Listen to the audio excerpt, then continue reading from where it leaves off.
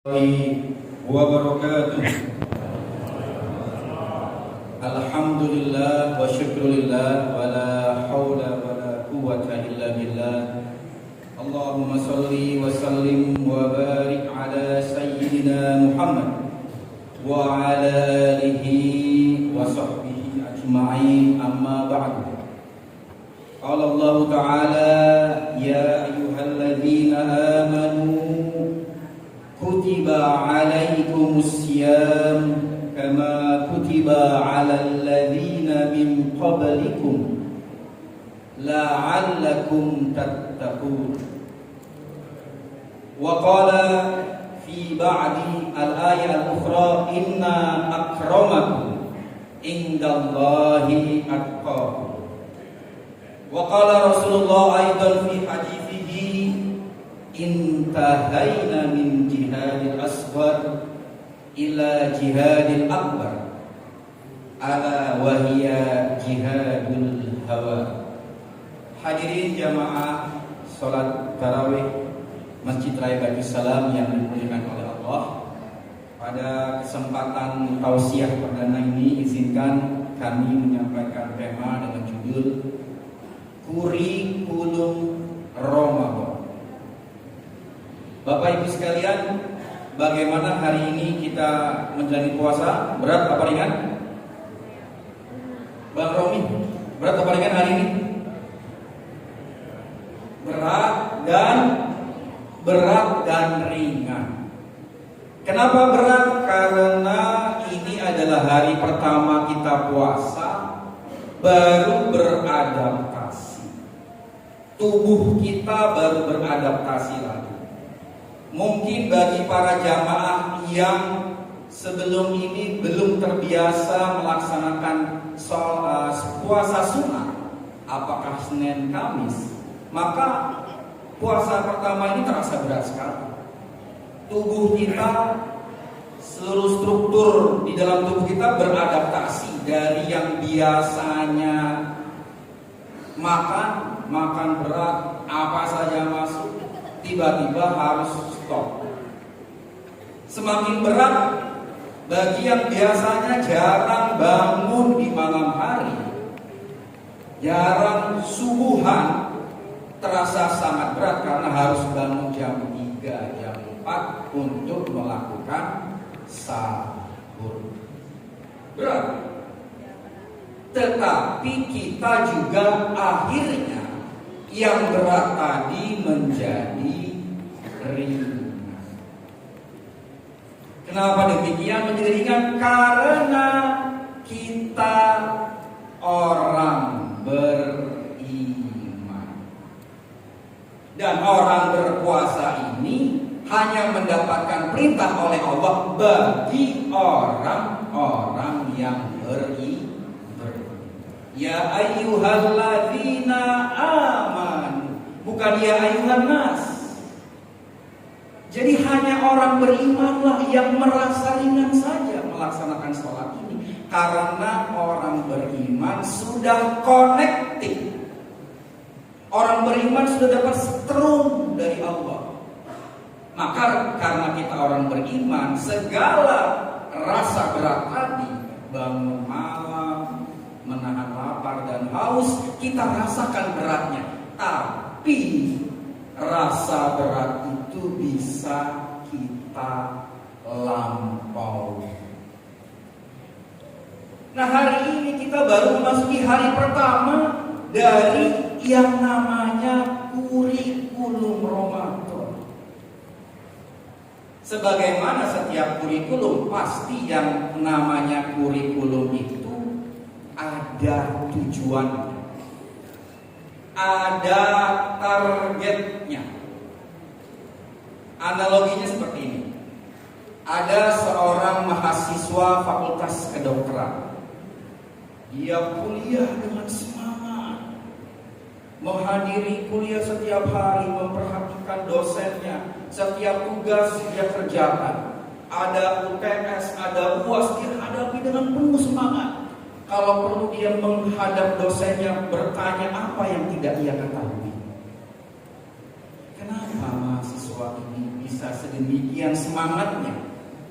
Karena dia tahu di dalam mindsetnya bahwa tujuan dia kuliah adalah menjadi seorang dokter. Bahwa perjuangan setelah 4 tahun atau 5 tahun atau 6 tahun dengan kuliah kerja nyatanya, dia akan menjadi seorang dokter.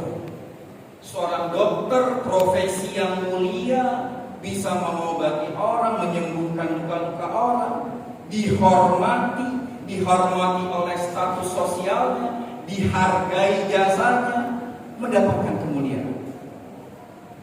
Dia menjalani kurikulum kuliah kedokterannya dengan sangat bersemangat karena tahu tujuan akhir dari kurikulum itu adalah menjadikannya seorang dokter.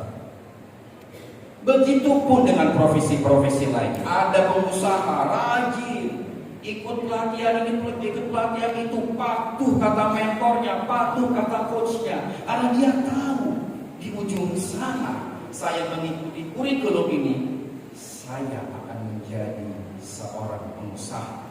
Dengan kepengusahaan saya, dengan modal saya, dengan kekayaan saya bisa bermanfaat untuk orang lain. Saya bisa memberikan gaji untuk karyawan saya, dan seterusnya, dan seterusnya. Ini baru kurikulum manusia. Ini baru kurikulum duniawi. Nah, Ramadan ini adalah kurikulum Ramadan, kurikulum yang langsung diberikan, diperintahkan oleh Allah dalam Al-Baqarah 183. Ya ayyuhalladzina amanu kutiba alaikumusiyam. Wahai orang-orang yang beriman, aku perintahkan untukmu kepadamu agar kamu berpuasa. Kama kutiba alal ladzina min qablikum, sebagaimana yang telah aku perintahkan kepada umat-umat sebelum kamu. Umat Nabi Isa, Nabi Musa, Nabi Ibrahim, semua mendapatkan perintah yang sama.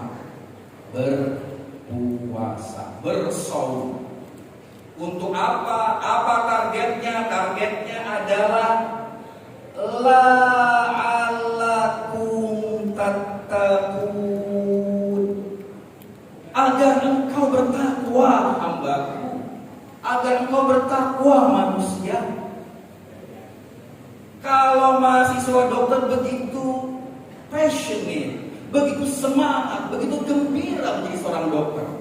Kalau seorang pengusaha begitu gembira bisa menjadi seorang pengusaha. Kalau kita senang mendapat pujian dari manusia, apalagi kalau kita mendapatkan kemuliaan-kemuliaan itu langsung dari Allah dalam bentuk gelar muttaqin, la'allakum tattaqun, agar kamu bertakwa. Gelar takwa adalah gelar ujung, gelar akhir, gelar yang paling mulia yang ada dalam struktur dan hierarki keislaman, kemusliman seseorang yang harus dikejar. Maka puasa yang akan kita jalankan 1 bulan ke depan adalah kewajiban yang harus kita jalankan, bukan pilihan. Kalau ada ungkapan hidup adalah pilihan, kalimat ini harus dilanjuti. Hidup memang pilihan, tapi pilihan yang terbaik adalah memilih untuk berpihak kepada Allah. Dan berpihak kepada Allah adalah menjadi seorang yang muttaqin. Jadi mari kita jadikan Ramadan tahun ini sebagai sebaik-baik Ramadan yang pernah kita jalani. Lebih baik dari tahun-tahun sebelumnya. Hadirin jamaah sekalian, lalu ada apa di dalam kurikulum Ramadan ini? Mengapa Allah mewajibkan? Mengapa kok sebulan? Berat amat sebulan, lama amat. Kenapa gak sehari aja? Atau ya seminggu lah, atau ya 10 hari lah. Kenapa nggak ada tawar-menawar? Kenapa nggak seperti sholat yang 50 bisa ditawar jadi 5? Ini sebulan nggak bisa ditawar, wajib 1 bulan penuh. Ada apa di dalam puasa ini? Jawabannya adalah karena di dalam puasa ini kita melatih, mengelola dan menaklukkan nafsu kita pribadi. Berat sekali mengalahkan nafsu.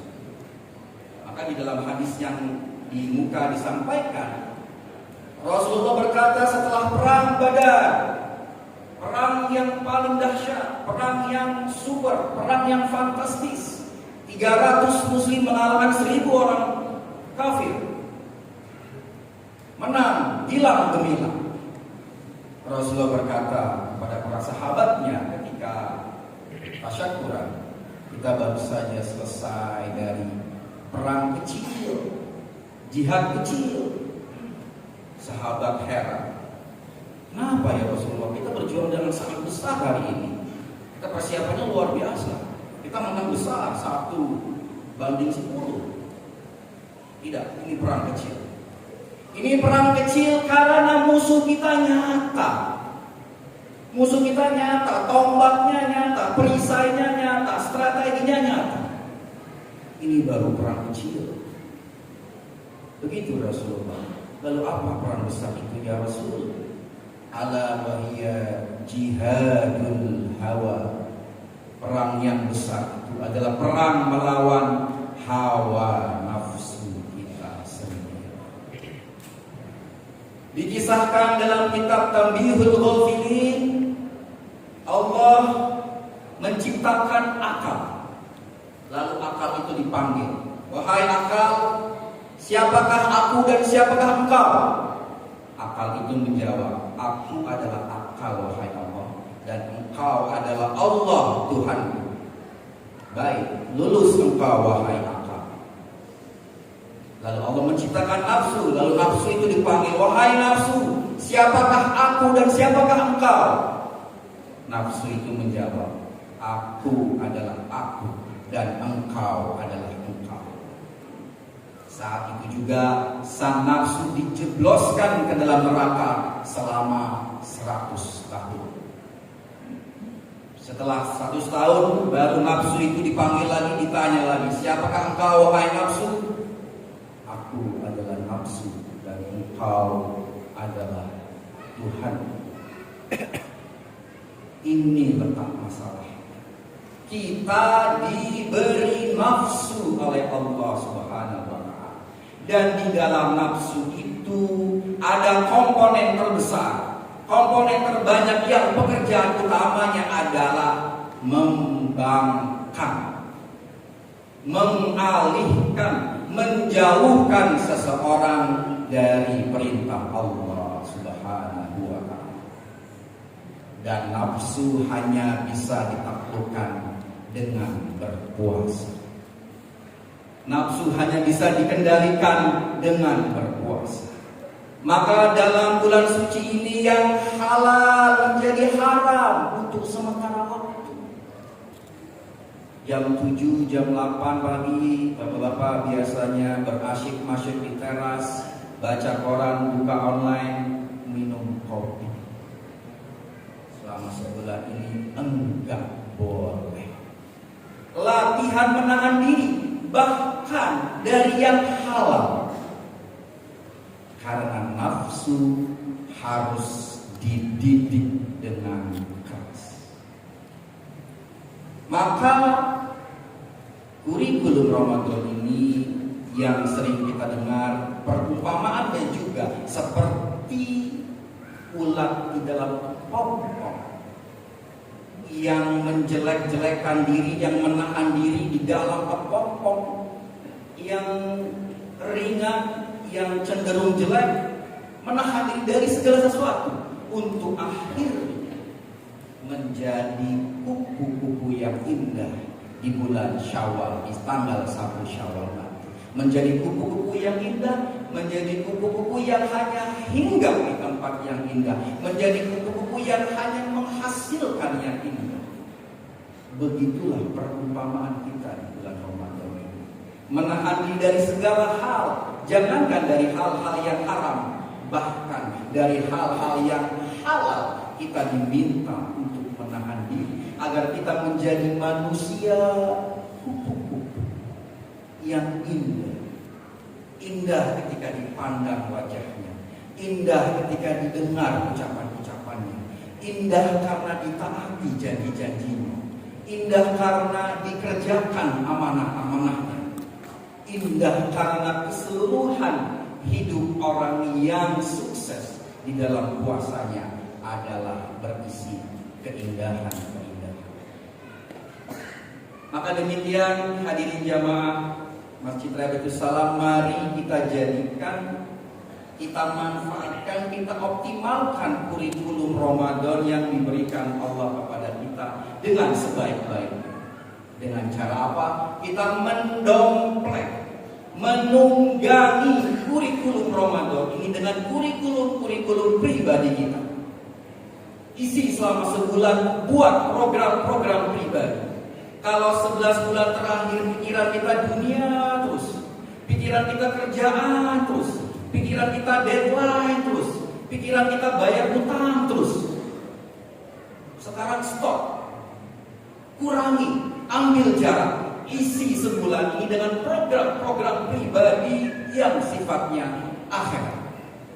Kalau 11 bulan yang lalu kita nggak pernah khatam Al-Quran, jangankan khatam Al-Quran, megang Al-Quran aja nggak pernah. Sekarang buat program minimal sebulan ini aku khatam Al-Quran.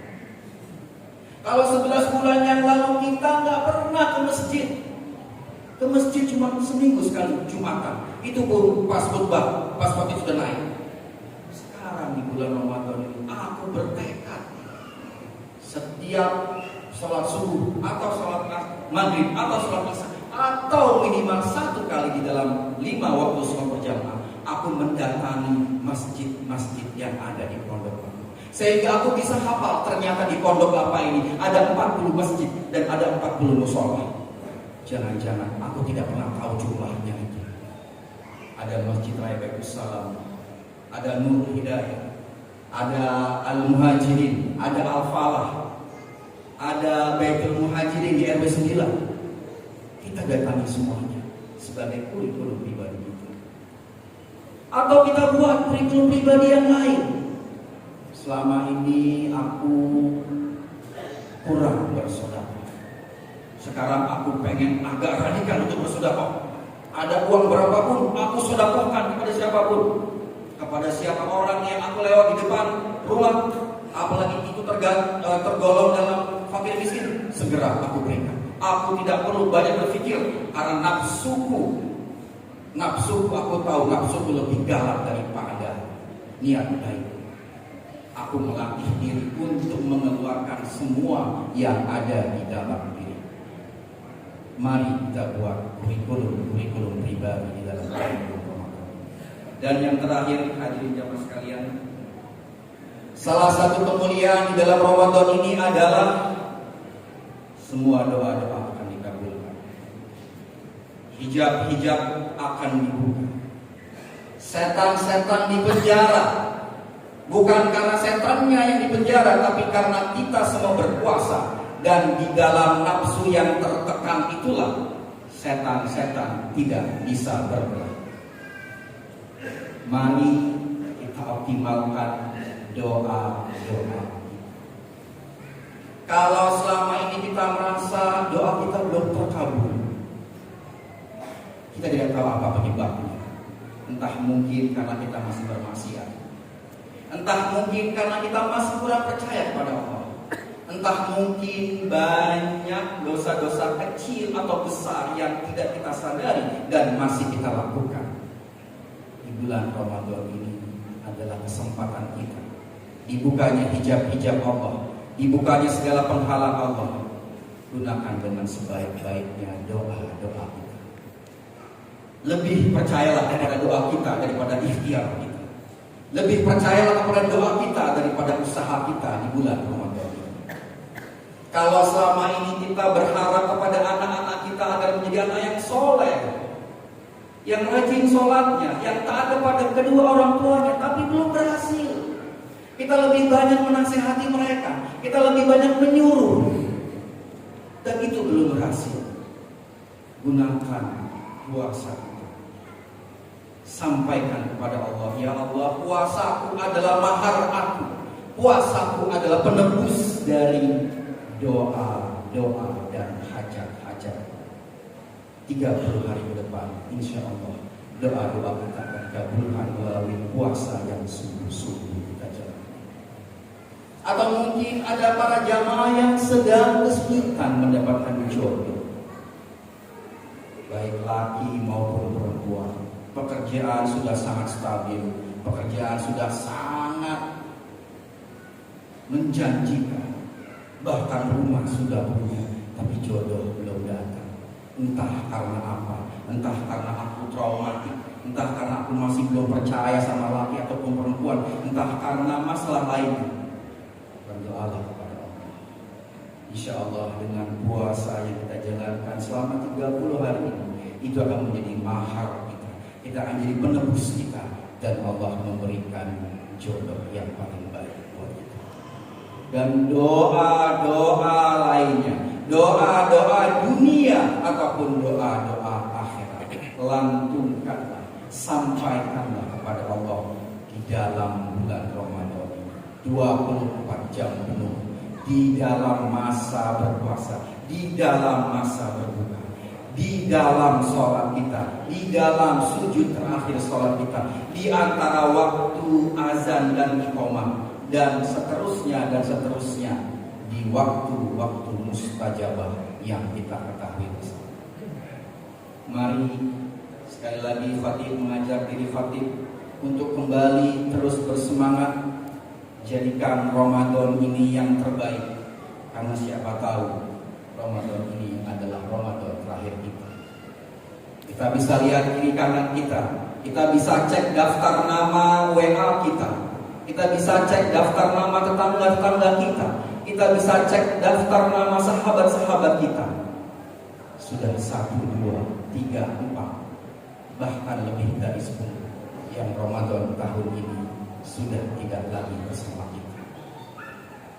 Kita optimalkan Ramadan ini, tahun ini sebaik-baiknya, seindah-indahnya, sekuat-kuatnya, seagung-agungnya, semulia-mulianya, menjadi persembahan terbaik kita untuk Allah Subhanahu wa taala dan sesama kita. Alaikum wassalamualaikum warahmatullahi wabarakatuh.